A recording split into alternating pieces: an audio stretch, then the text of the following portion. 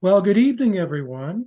This is Frank Fear for the Sports Column, and we're here with a very special program, and we've entitled it The Person Behind the Feed. And I'm delighted to have with me today our co-host, Greg Crist, a West Virginia Sports Hall of Famer, and also the host of Courtside with Coach Crist. And Greg, it's always great working with you, and I know you've been looking forward to tonight as much as I have. Absolutely. I always enjoy everything you're doing and appreciate everything that you do. And I've had you on the show several times, always fascinating. And I've been tickled to death that you've included me in some of these things. And tonight, even more special to get to see somebody that I have talked about and talked about and talked about. So tonight, I actually get to talk to. So I'm pretty excited about that. And we're talking about Mark Parsons. Now, the thing that is, I think, so endearing about this is that for West Virginia University Mountaineer fans, even if you don't know Mark Parsons personally, you know Mark Parsons because he's the person behind your feed. I'm talking about social media feed.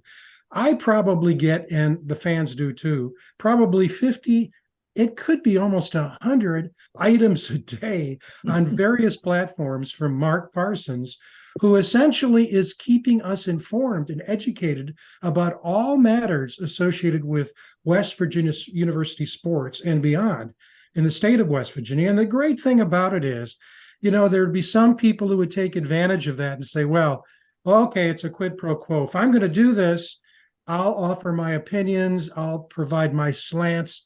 Mark doesn't do that. It's straight up stuff. He stays away from material that are rumor fueled and just gives us the straight stuff. And also, he's been adding a lot of stats that really enhances our understanding of what's going on in WVU sports football now. We're taping this just before football season starts.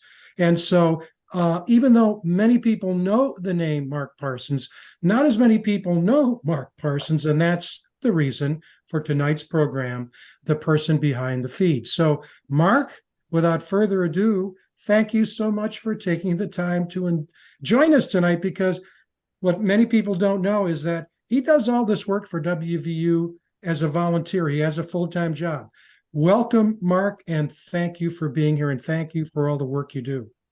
Well, thank you for having me. Glad to be here. We're looking forward to it. I'm going to kick it over to Greg. He's going to start it off by asking Mark a few questions, and I'll get into the conversation later. Greg? Mark, I'm curious to know. I know that you live out of state, and I know I've followed all your pages for a good while now. Just a wealth of information, and just like Frank said, it's not rumor based, anything like that. You actually put the facts out there, and I've always been fascinated by the information that you're able to gather and share with everybody. And I'm just curious, knowing you're not here, how you manage all that. That to me is just fascinating that you're able to gather all this information, put it out there for everyone, and it's not like Frank said again, it's not rumor fueled. It's factual information, stats, interesting things, birthdays. I mean, you do it all, and you're not here, and I'm just curious how you pull all that off. How do you get it all together and pull it off? Well, it all kind of came together. I did a lot of research on the internet for the first couple of years that I was working on social media. And that's where I was able to get the birthday information on players and when they were having a birthday. Now, I don't claim to have everybody's birthday, but I get as many as I can. And if they're friends of mine on Facebook and they celebrate a birthday, I put it out there. As far as the information I get from the athletic department, I have a few sources that I use, and like you said, I try to keep it to where it's fact based and it's not rumor based. And a lot of information I get comes from John Antonic in the athletic department. I've also used quite a bit of Bob Herzl from the West Virginia News, as well as the athletic department site itself. And of course, I'm tied in with Dale Wolfley, and I've started to do a few things with Jed Drenning and Eugene Napoleon. They have some podcasts and things out there. 10 years ago, maybe, and I joined an old Mountaineer Field 1924 to 1979 Facebook page. Yep. And I'm a nostalgia person. I grew up in Morgantown, lived in Morgantown from 1971 to 1977, and started going to Old Mountaineer Field in the Coliseum in the early 70s, really became a fan, and have just got into that, did a lot of research into that. And then I was asked by a couple other guys on some Facebook pages, Mountaineer pages, if I would want to get on there and start, kind of monitoring things and posting. And it's kind of overtaken my life. So I have a second full-time job that I don't get paid for, but I really enjoy it. And I don't take credit for everything, because there's a whole lot of Mountaineer sites out there on social media. And I think, WVU is in a top 30 as far as their brand on social media. They have a really high national rating for that.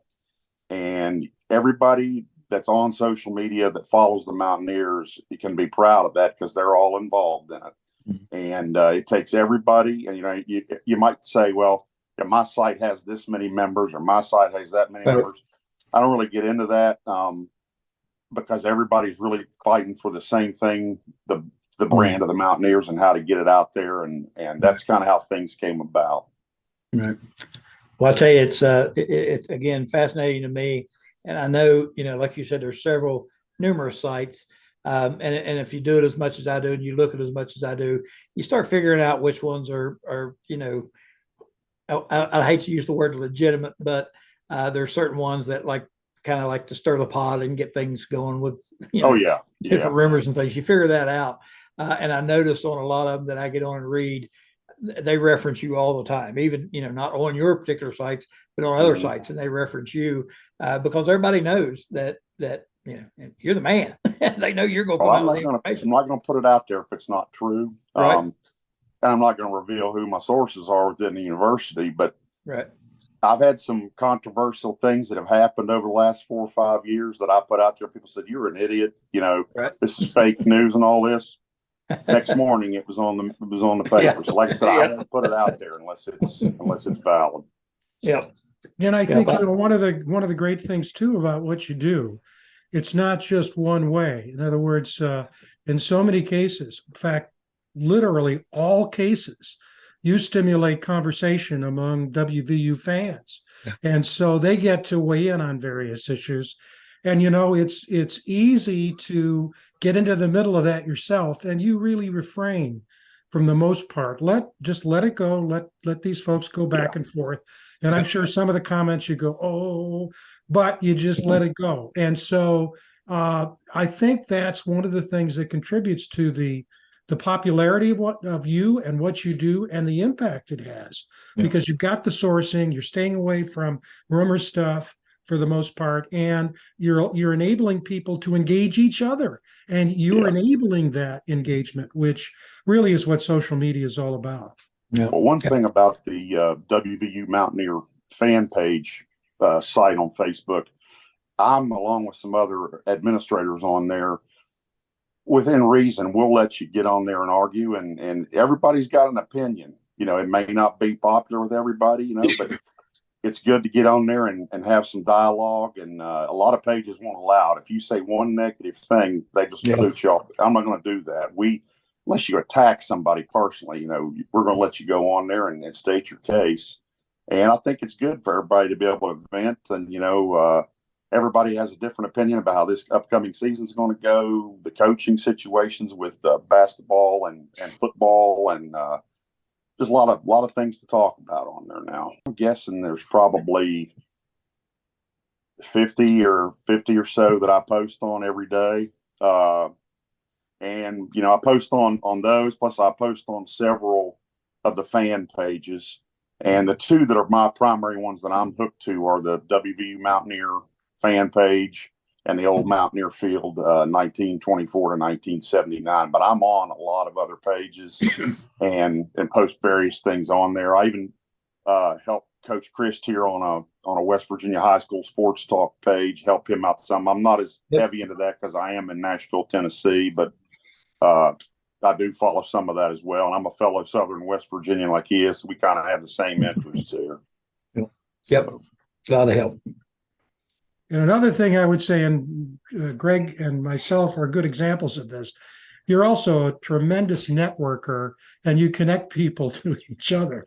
And the reason I'm laughing is that you're the one who talked to Greg about me and the book that I wrote about the 1966 to 1970 Mountaineers, the band of brothers then and now. Greg got in touch with me. You talked about John Antoniuk and Bob Herzl. You connected me with both of those people, and with Dale Wolfley. And with Wolf, yeah.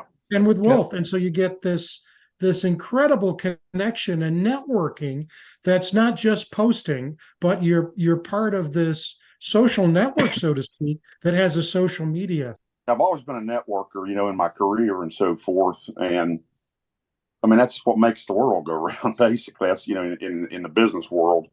And kind of how all this came about, meeting you on the old Mountaineer Field page. When I first got started, they were getting ready to have a 1969 Peach Bowl team reunion for one of the games.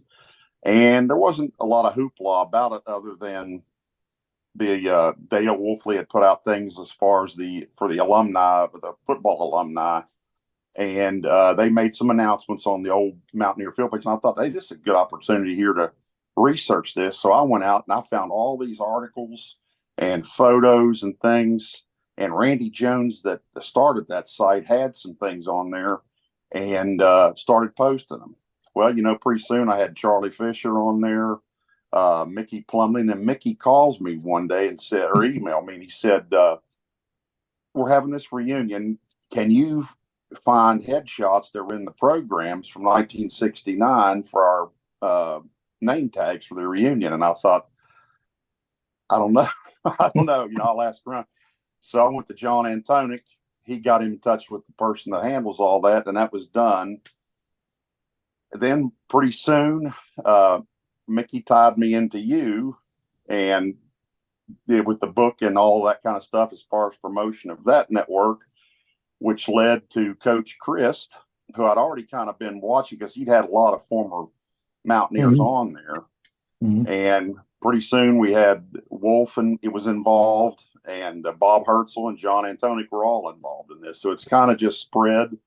But I do, John Antoniuk, Bob Herzl, and Dale all, what I call, they put good stuff out there. And if they're putting it out there, then I trust what they're doing, and I'll follow their lead on a lot of things. Yep.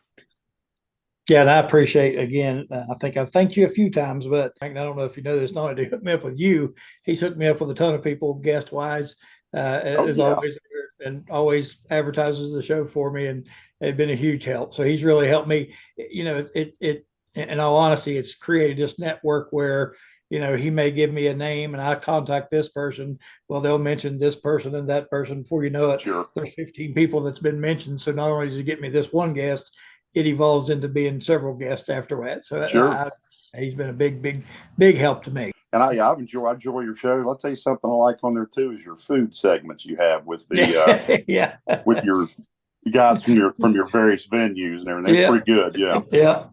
Yep. Our chow, cooking with chow. Exactly. It's funny. He's a local guy that's actually friends with my son.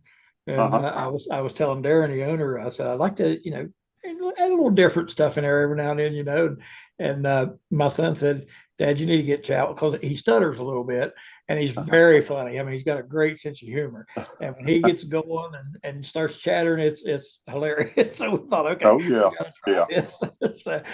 to keep that going. Well, you've had good guests too that weren't WVU related. I've enjoyed all that too, with Lonnie Warwick and the baseball referees and players and so forth. It's been good. Yep. We've had some different folks, and I always said when I set out to do that, I thought, I don't want to do the typical sports talk show. You know what I mean? Right.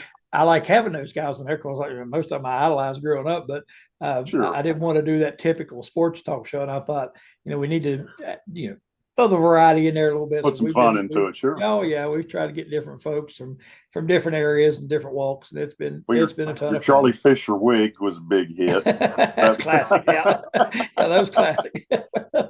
how about his picture in 1970 when he was clean cut Yeah. college Jim Carlin player or a Bowden player, and then now he's got the longer hair. It's a big Yeah. difference there. Yeah, I good told the guy story. though. Oh, a great guy. I told the story the other night, the first time I had him on. We were over at a place called the Burrito Bar. It's over across the river in Fayetteville. And they have a stage. We're up on the stage, and I'll make this quick, but we're just standing there waiting, to get started. And he comes walking in. I didn't see him walk in, but I turned around and looked. And the way he was standing, there was a big light behind him. And it was just like there was this aura, and he was just glowing, and hair was blowing in the breeze. And I'm like, oh my gosh, it's a saint that just walked in. So we got a big kick out of that. So I started on his hair. They still ride me about the hair though. They say you got an infatuation with his hair, and I was like, well, look at it, and then look at mine. I tell you, Mickey was instrumental in a lot of building a lot of these relationships too. Yep. I give him a lot of credit. Another Southern West Virginia guy, and over right there in Mount Hope, and so it's been good. I'd say one of the things that binds us together, and you can add certainly all the people you've mentioned, Mark. Certainly, Herzl, Antonik, who's really a sports historian, and Dale Oakley, definitely all of us. We really respect legacies, and we understand. We stand on the shoulders of others. I was talking with Wolf about that the other day. He was really concerned about that. Sometimes we lose that, and we shouldn't. And so, being able to—I don't want to use the words paying homage, but respecting those who played sports decades ago, and making sure that they're back in the public eye again is something we all share and we all love and we're all committed to. And I think that that helps the networking. It binds the ties, so to speak. Could you say a few words about what you do, your day job, because you fit all this in with everything else? Yeah. I'm in home health right now. I work for a home health company, and I'm working the transportation part of that with seniors. But my background, I was an athletic trainer for 30 years. Did my training at WVU, and I worked at with various teams. I worked at WVU, University of Louisville, Vanderbilt University, the Indianapolis Colts, and I even did a little bit with the Olympic teams as well over the years. But that's kind of a younger man's game. I got out of that, and I'm working in the home health setting right now. And you're located in Tennessee. I'm in Murfreesboro, Tennessee, which is a suburb of Nashville. Country Music USA. There you go. Very good. Home of Middle Tennessee, correct? MTSU is Middle Tennessee State's right here in Murfreesboro. Yeah, that's and Vanderbilt's at downtown Nashville. Yeah, and Middle is the largest institution of higher education in Tennessee, isn't it? It is. It's bigger than UT Knoxville. Yeah, sure is. That's what I thought. Flexing their muscles athletically too. So yeah, they do pretty good. Yeah. Yeah, very good. One of the other things we share, obviously, is a love for WVU. You have a bachelor's degree, right, from WVU, master's from Louisville? Right. That's correct. Very good. And so we always live and die as the seasons come and go, and we're getting ready to go into another one with we're recording this. Penn State's about a week away, and it'll be interesting to see how that goes. But it's incredible, Greg. This is to me, it's so fascinating and so fulfilling to be your friends and have an opportunity to interact with you almost on a daily basis. Just incredible. Yeah. I've enjoyed it. It's social media. I've connected with people that I hadn't seen in 30 years, and it gives me a chance to catch up with people. A lot of ball players came back into my life since I'd went away to other schools and everything, and it's been fun to connect with them. I've even ran into some of them here in Nashville, at the various downtown things. It's a tourist mecca, so see a lot of people, and I've run into some players here. And Mark Bulger, former quarterback, he has a sports bar here in town. That's where we do our game watch parties here in the Nashville area. So it's been a lot of fun to connect and so forth. You were asking about my background, my ties to WVU. My dad was a state policeman. We lived in a lot of places in West Virginia, but I did live in Morgantown in the early to mid 70s. That's where I got my love for the Mountaineers there naturally. I used to go to ball games with my dad before I was old enough to go on my own, and I would go on top of the press box with him, and I had best seats in the house. I saw Danny Bugs break out of those patterns and run those punts back for touchdowns over the years. Barney Galiffa firing those passes, and Dan Kendra. Great times, and I've been around Mountaineer athletics really since 1970, 71 in that time frame. Still the best game I've ever attended from at WVU has been the 75 Pitt game when Bill McKenzie kicked the field goal to beat Tony Dorsett and the Panthers. Both teams were ranked. My dad being a policeman, that was a headache that night for him. That was when the Sunnyside celebrations started. And then I took a little hiatus when I went to high school in the Beckley area and came back to school. And I've been in school about 10 days, and we beat Oklahoma and got to relive it again in Sunnyside. So, and then several more times after that. But there were a lot of good games over the years, football and basketball. So. Oh, yeah. He talks about social media too. That's one of the things that's helped me a lot. A lot of these guys I've had on the show, I would just sit here, and of course I'm in the same era Mark's talking about, and I would think about players that I've watched and people that I've seen, and I just go on Facebook or Twitter or somewhere and search their name, and it'd pop up. I'd friend them and start talking to them about being on, and just about all of them respond quickly and like, oh, absolutely, be glad to do it. So it's really helped me a lot as well to be able to contact. They're down to earth just like everybody else. Oh yeah, most of them are. And you look at Daryl Talley, very easy to talk to, isn't he? Great, fantastic. And Brian Joswiak, I watching him when he was up there, I was just like enamored with him, but to meet him, talk to him, just a great guy and just super easy friendly to talk to. Oh yeah. I was talking to my brother, we got lucky enough to go down. We have a connection to Ronnie Everhart, so we went down and watched practice a couple of days ago. Basketball. I saw practice. that the other day. Yeah. And after the practice was over, I was talking to Deshaun Butler, and I was going to get him on my show, and he knows my son, that sort of thing, And somebody, I don't remember who it was now, was like, "Oh my gosh, you guys talking to Deshaun Butler," and I'm like, well. He's kind of just like a person like we are. Talking to any of them. They're people, That'd be a good audience. That'd be a good draw for you on that one. Oh, yeah. Yeah, I mentioned it to him. He said, absolutely, he'd be happy to do it. So I'll have him on eventually. I'll wait a little while. Yeah, they're a little bit busy right now. I got you.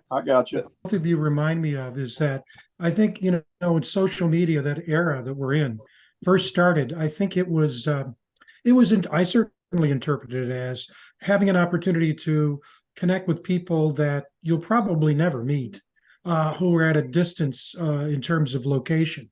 And that's true. I mean, that's true. But what I think we're three examples of the fact that it led to face-to-face meetings and relationships that wouldn't have happened as easily, if at all, without social media. There's another piece to this that I'm noticing. I don't know if you guys are noticing this, but I'm noticing this more this year than in the past, with all the changes in college athletics off the field in terms of the NIL, the NCAA, the conference shifts, all the media stuff, the sophistication that is involved in even understanding what's going on.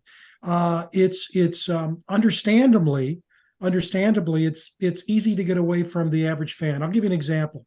I have buddies, we were talking about golf before the show, and I have a lot of friends who play golf who are students of the game. They're just students of the game. You go over to their home to have a beer, and they got a stack of Golf Digest magazines. They're reading everything. They've got videos. I'm the kind of guy that says, I don't want to do that. I studied all my life. I just want to go out and hit the damn ball. Right. And You can see that now on social media, and I see it a lot on the stuff you post, Mark, that some people have a elevated understanding of what the hell's going on. Yeah. For example, an example Yeah. that came up just the other day was a question was, is the athletic and academic budget connected? Well, there's some of it is at places like WVU. Very little of the athletic budget comes from the university. It's probably less than 10%, I imagine. Yeah. Oh, it's like, I think it's about 3 to 5%, 5%. Yeah. But at Middle Tennessee, for example, a significant amount of their athletic budget comes from the university, and media has a lot to do with it, donors, et cetera, et cetera. But that was a question that had to be worked out. When you posted something, people were going back and forth. And actually, I thanked a person for saying no, for the most part, they're separate, because another person thought they were the same. So, for example, if WVU ends up firing Coach Brown, well, we're already we have a $45 million projected to be a $45 million deficit. Well, we can't afford to fire him because we've got that deficit. Yeah. And then you bring in the donors and the Country Roads Trust. And it's just amazing how complex things have gotten. I rarely, if ever, comment on any of those. I just like to get on and read, because you can tell who knows what they're talking about and who's just making things up. So I just get on and read a lot of it because I'm interested in it and want to know. I rarely, if ever, comment. But someone locally here the other day made a comment about, the academics are cutting all these programs out, but yet they're paying those coaches $4 million a year. And then somebody said, amen. And I'm like, well, at WVU, they're pretty much separated. It's separate, Yeah, and I knew that. I mean, I already knew part of it, but I knew more detail after reading some of the posts on there. The people that knew what they were talking about were talking about the percentages of it, where the money came from. And they made one comment that stuck with me, and that was ESPN and Fox are not going to pay for a math department. They want to right. So, Mike Hall on my page, on the WVU page I manage, he's a numbers guy. He has insight on a lot of that stuff, and a lot more than I do. But it's the thing is, the average fan reads all these newspaper articles about these programs being cut, and they don't understand it, and it just infuriates them. But it's just hard to get everybody on the same page with that. I told my brother, I said, I wish those folks would pay as much attention to the government and the things that our legislators are doing in this state, as far as cutting funding to our universities and that sort of thing, as opposed to worrying about what the coach makes that's being paid by other ways, But they don't pay attention to that, so they don't understand. No, it's all one big pot in their eye. Right. Yeah. Well, Mark, do you think like with this realignment, I know everybody has their opinions on it. I know a lot of people here, people that I knew, were kind of almost celebrating the fact that, we got these teams from the Pac-12 and, not worried about the Pac-12 and all that. But I really think it's sad that we're losing the Pac-12 myself. I think it's awful for the fans and the game and all that. But, it looks like we obviously have not seen the end of this. And I'm just curious to where you think we're headed. I kind of feel like, I heard a guy on the radio. I was listening to a talk show, and he was talking about it becoming more like the NFL, where you have an Eastern division, a Northern division, whatever. You break it up in divisions and you play it like the NFL. I've heard others talk about 4 power conferences. I've heard some talk about 2 power conferences. I just wonder, where do you think all this is headed? Because I don't think by any stretch it's over. I'm like you. I'm a vintage kind of guy. I'm an old school guy. I hated that we don't have the Pac-12 anymore the way it was. The Pac-8, it used to be years ago. The Southwest Conference is gone. Yep. We have Pac-12 teams in the Big Ten. We have Big East teams in the Big 12. Big 8 and Southwest teams now in the SEC. Kind of crazy. Where it's headed, I don't know for sure. I will tell you, I live in the heart of SEC country, and ESPN and SEC are calling a lot of shots and a lot of things that are going on. On the networks, that I listen to here, some of the announcers are already talking about a Power 2, meaning the Big Ten and the SEC. and the Group of Five and the ACC and the Big 12 going into an FCS plus. I don't know if that's going to happen or not. And then there's be the FCS that's, the old 1AA will still be in play there. They're talking like the FCS plus may stay under the NCAA. The Power Two may leave and go off on their own with an NFL type commissioner and pay for play and all that kind of stuff. I do hear a lot of grumblings here. It's going to be tough on schools like WVU, some of the mid-level SEC and ACCs, with mid-level Big Ten, anybody. But basically, what they're talking about, the SEC complains all the time. They want to have multiple scholarships for all sports, meaning baseball, women's soccer, everything. You give them all full rides. Where now you're giving partials, and they've got that uniformly set because you have Division I, Division II, Division III. Everybody's equal, and the SEC's like, we're not equal with them. Financially, we can afford to do this. We need to have rules that apply to us where we can give full rides to everybody. So I don't know what's going to play out. I really don't. I think it's unfortunate. I think a lot of the traditional rivalries and traditional ways that we're used to are going to go by the wayside, I'm afraid. Again, talking with other folks, we've all seen changes over the years. I mean, I remember we were in the Southern Conference and we were independent for years. Sure. And then we change and we get into Big East, and that changes. Changes happen like this a lot and have over the years. The only thing that concerns me is, like you said, the fact that, we're in the Big 12 out, playing Texas, Oklahoma, out in those places. And you kind of miss out on the Pitt, Maryland, Virginia, the regional games you can get to and drive to. Yeah. Uh-huh. Yeah. So, my hope is that somewhere down the line, everybody's like, let's rethink this. If we're going to have 4 power conferences or whatever, let's go regionalize. Geographical. Yeah. And you get your, most of your rivalries back, and it makes a lot more sense, a lot less expensive travel wise, that sort of thing. Sure. But there's also another take on things. You have Joe Manchin from West Virginia, you have Tommy Tuberville from Alabama, who are working on trying to get some things done with the NIL, name, image, and likeness. Mm-hmm.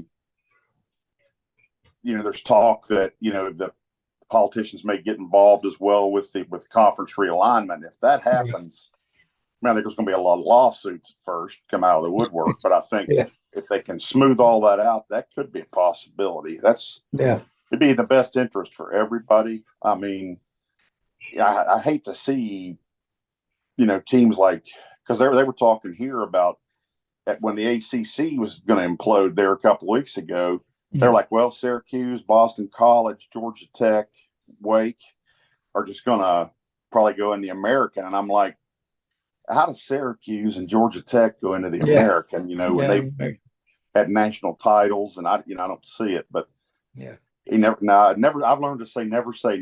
You just have to kind of see what happens. I hope it comes more into the regional type of play again. I just don't know where it's headed. I really don't. Well, you think, again, it's money driven, and it's these, it's the big TV networks that are driving it. You have to think that at some point, there's got to be a ceiling limit somewhere, where they stop, say, wait a minute, we can't do any more of this. We've got to rethink this whole thing. You think at some point they got to get there, because it just can't go on forever like this. That money just can't keep growing like it is. And it's big money now, and getting bigger. And you just think that at some point that has to stop, somewhere's got to be a ceiling. And ESPN's already looking at it. They're laying people off, announcers have been with them forever and had good ratings. It's just hard to say. I know, the Big 12 is lucky with their contract that they were able to get Fox more involved. Yep. And he did a real good job. He did a good job. Yeah. The revenue sharing and all that, and very fortunate. He's done a heck of a job. He don't get a lot of credit. Yeah, I'll give him credit. I know when they hired him the first couple of times I listened to him talk, I thought, we got a guy here that's going to take care of He's things. a You can mover tell. and shaker. I know. It's interesting, Mark, you talk about SEC and ESPN because I'm doing the show from Michigan, and up here it's Fox and NBC. NBC, which was disinterested in college football except for the For years. unilateral contract with Notre Dame, but now they've taken over for the Big Ten. And what people are going to be shocked at this season, is some of the games they're used to watching on ESPN or on Fox, Big Ten games, are going to be on Peacock. And they're going to have to subscribe to Peacock. They will not be on the air through NBC. But the giant in all of this isn't NBC. It's Fox. Fox will emerge as the behemoth if they aren't already. They already own 49% of the Big Ten channel, which was the first. So, I've been analyzing the data and looking at data from a variety of different angles. And I think what you're hearing down there, Mark, has every reason. I would bet on that, the big two. And the reason is, as Greg says, the media pie isn't going to continue to grow and grow and grow exponentially. But what can be adjusted is the number of hands, number of slices that are given out on that pie. And in the end, when you look at ESPN and the SEC, and you look at Fox and NBC, especially if Notre Dame eventually comes into the Big Ten, but even if they don't, then you have the big two. And then the others work out whatever they're going to work out. And you see this, a lot in terms of the media deals being worked out by the Mountain West and by the Conference USA. I think it may go in that direction. And some of the schools that are now in the Big 12 and in the ACC will end up, as we would predict, in the SEC and Big 10, but not all. And I think there's every reason to believe, without congressional regulation, because forget the NCAA. They'll be happy to let the NCAA be responsible for the Olympic sports and for non-bowl football, but the rest, I think, is going to be in the hands of relatively few. I hate it because, Greg, I was thinking when you were talking, this may end up where Virginia Tech and Syracuse and West Virginia and Pitt play each other again, but not as major actors in college football. Yeah, who would have thought?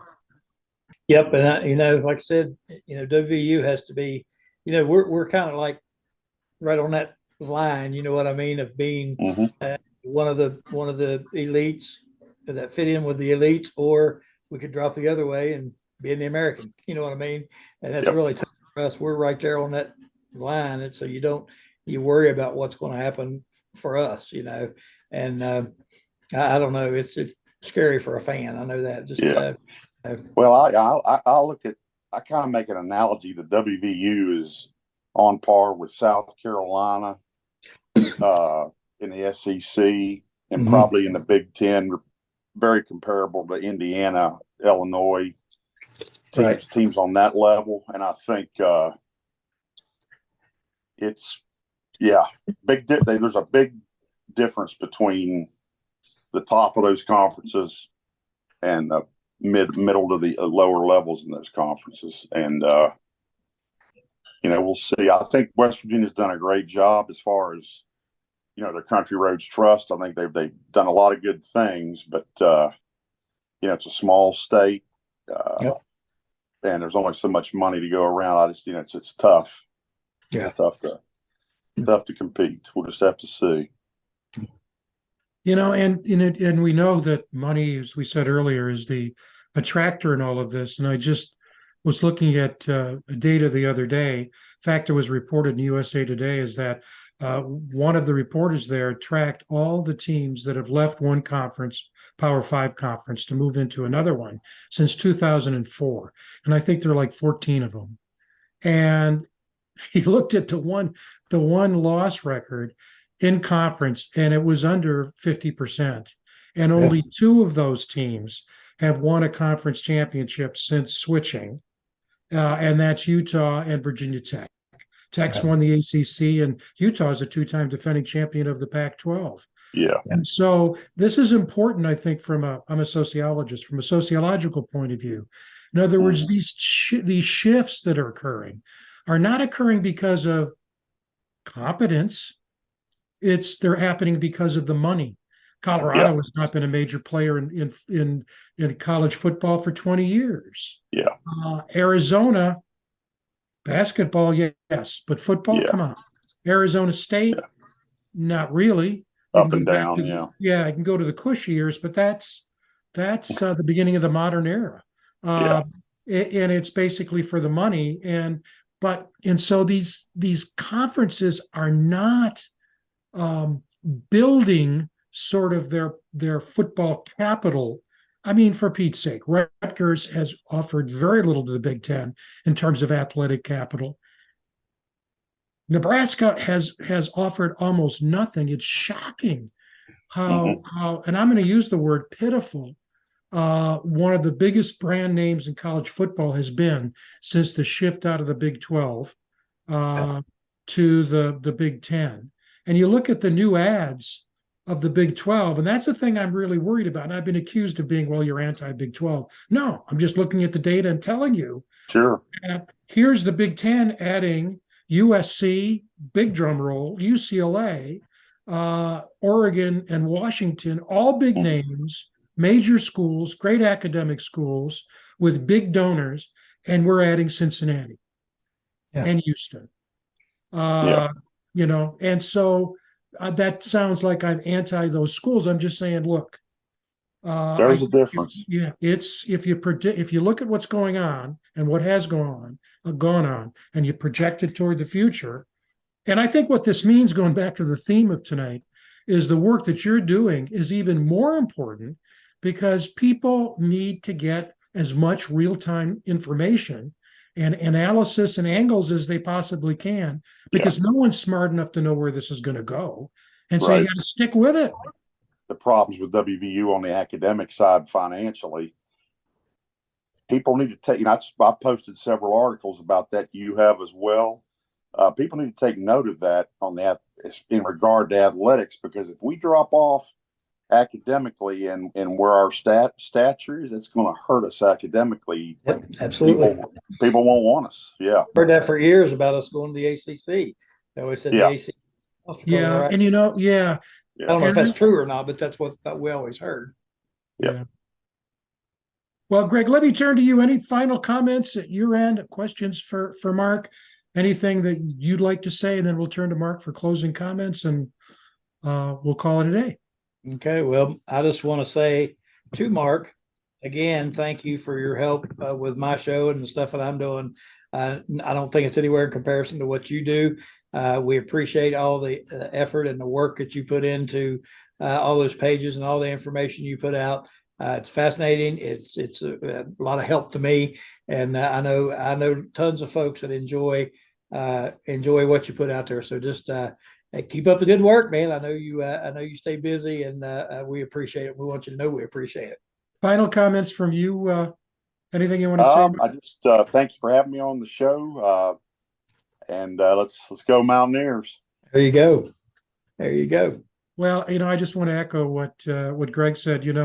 It's said we learn this when we're kids. Your parents will pull you aside and say, there are givers and takers in the world, and beware of the takers, and also in your own life be a giver. And Greg Crist is a giver, and obviously Mark Parsons is too. And it's one of the reasons I benefit so much from their friendship. And I know WVU fans, not just in West Virginia, but all over the country, and in some cases the world, because the technology makes it so accessible. Appreciate what the two of you do. Thank both of you for taking the time.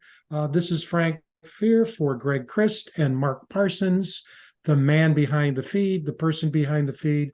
Thanks for joining us tonight, and take care of yourself. Bye-bye.